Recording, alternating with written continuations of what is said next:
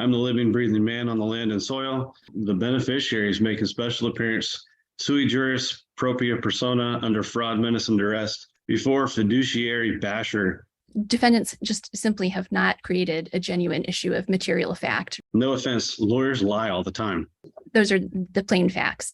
And you being the trustee in this case doesn't matter? Well, I'm not a trustee, sir. I'm a judge. I did, just so you're aware, I did read through your response and attachments. So if you have, I'd like to hear what argument you have in response to counsel.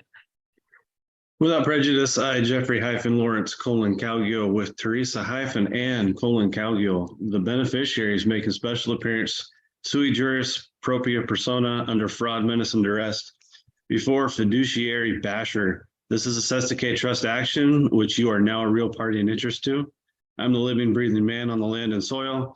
The dead entity, all caps, Jeffrey-Lawrence Calgill, was expatriated, and I, the living man, have an unrebutted UCC-1 lien and security agreement with the all-caps entity. Buckle up, guys. Today we're diving into a sovereign citizen meltdown where logic gets tossed out the courtroom window.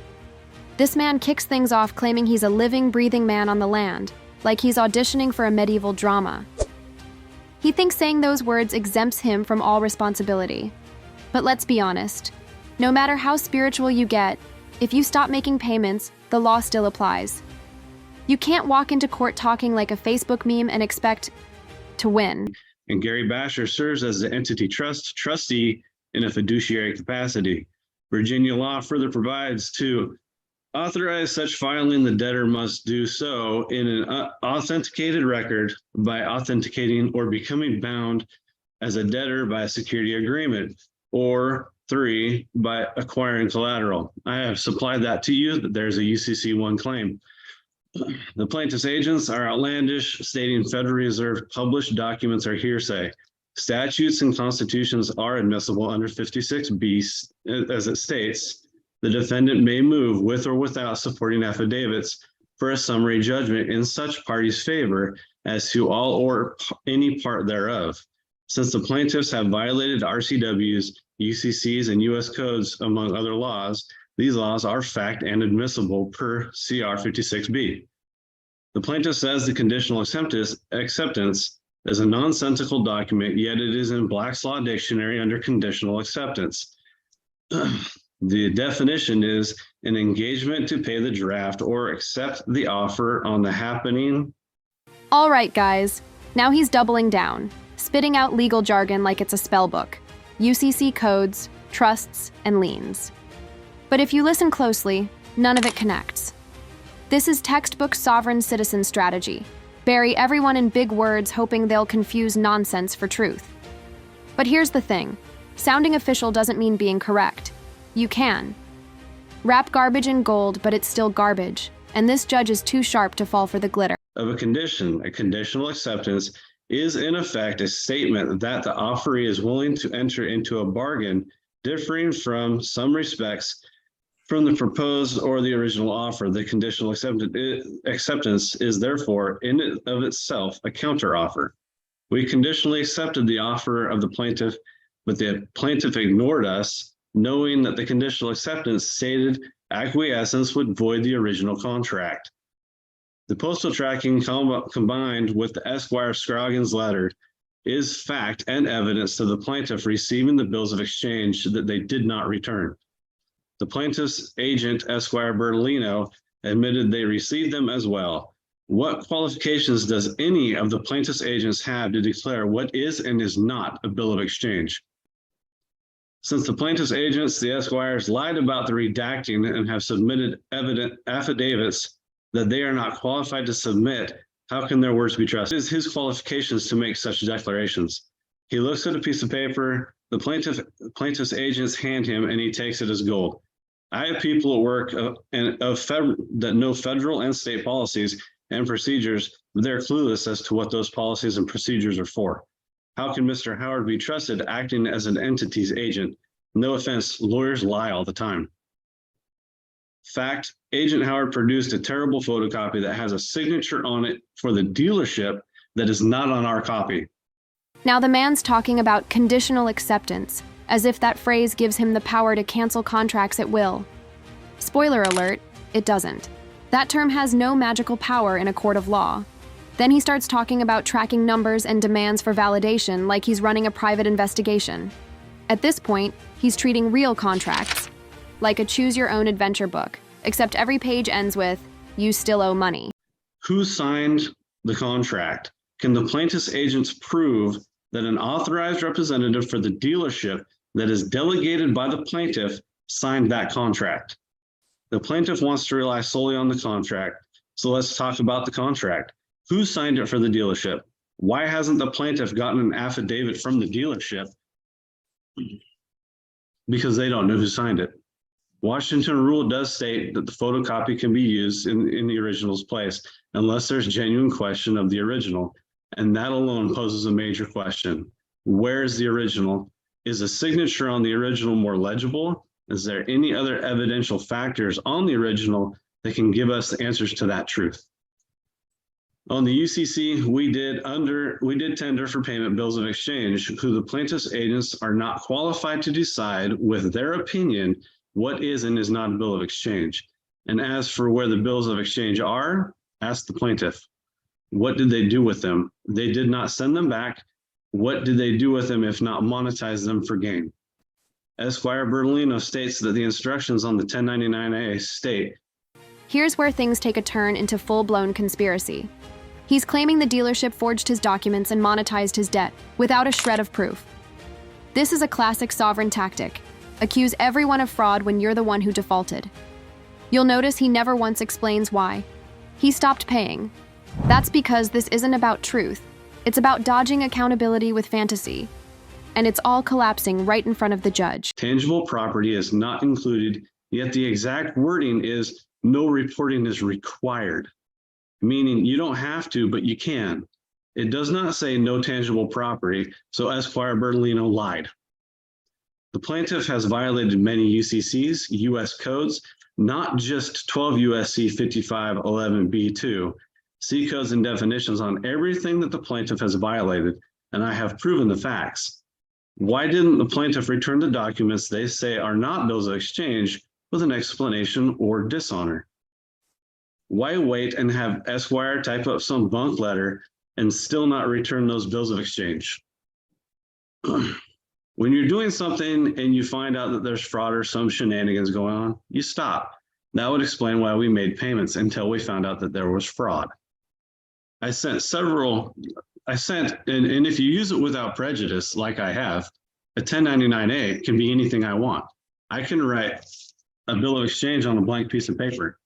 It's what they do with it. They didn't send it back with dishonor. They didn't send it back at all. All they said is, well, now we're going to limit how you can and cannot pay.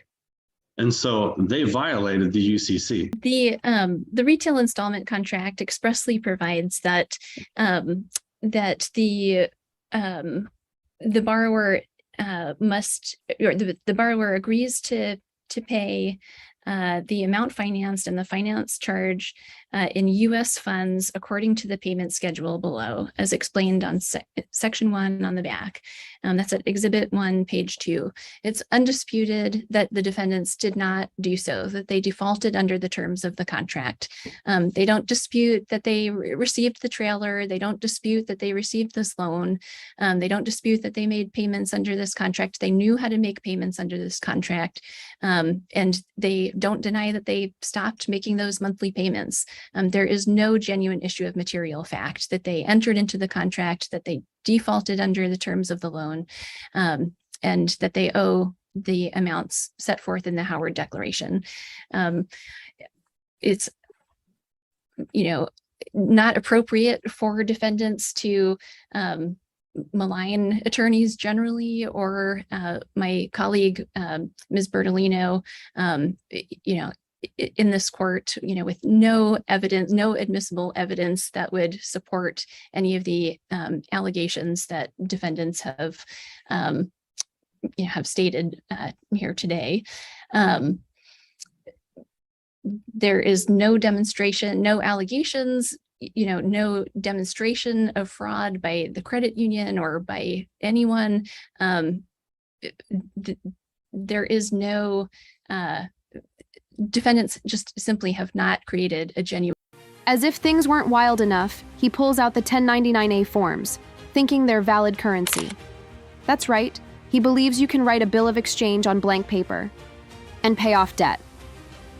The courtroom energy shifts from confusion to disbelief. This isn't legal defense, it's economic fan fiction.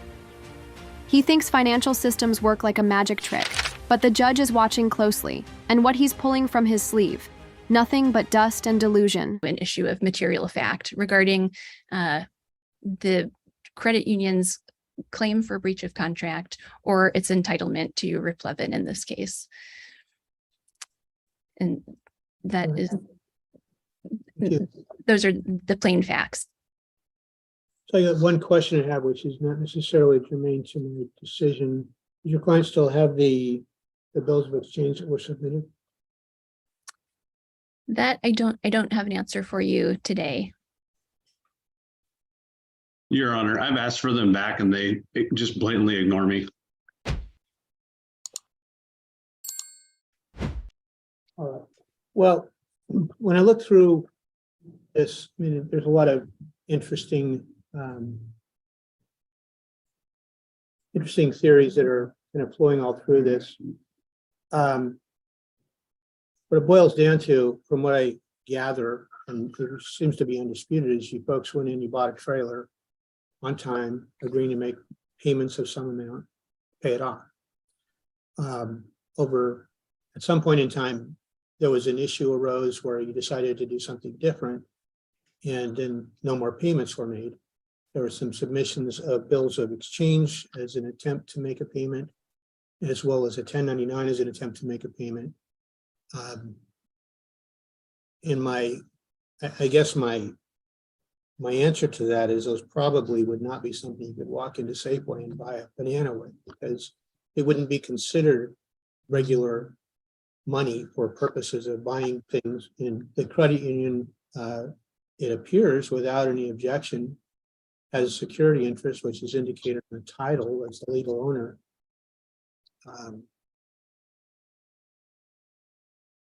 And I've not heard, I mean, there may be some other claims, but that you may have against them. I'm not making an assessment of that, because even if you did, it would not upset the contract to buy the trailer.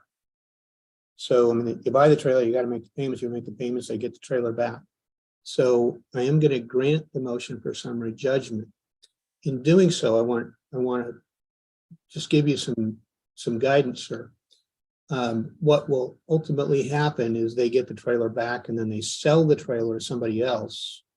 They apply the funds they get from that against the bill that's still owing. So the more money they get out of that trailer, the less money you end up having a judgment for. Does that make sense? So it's in your best interest not to do anything to the trailer. It's probably in your best interest to hook it up and drive it down to the credit union, because that would save some costs. Oh yeah, I don't have a truck to do that, so they can come get it. Oh, okay. I'm just trying to point out it's in And your, so my copy of the contract not having a signature from the dealership doesn't matter. it really doesn't. And you being the trustee in this case doesn't matter. Well, I'm not a trustee, sir. I'm a judge. You are, because I appointed you one I as the did- beneficiary, because I'm not to do that. Here comes the lawyer with a calm, calculated reality check. She cuts through. The theatrics like a surgeon, pointing out that the client signed a real contract, accepted the trailer, and then defaulted. Simple as that. She doesn't shout, doesn't mock, just delivers facts, line by line.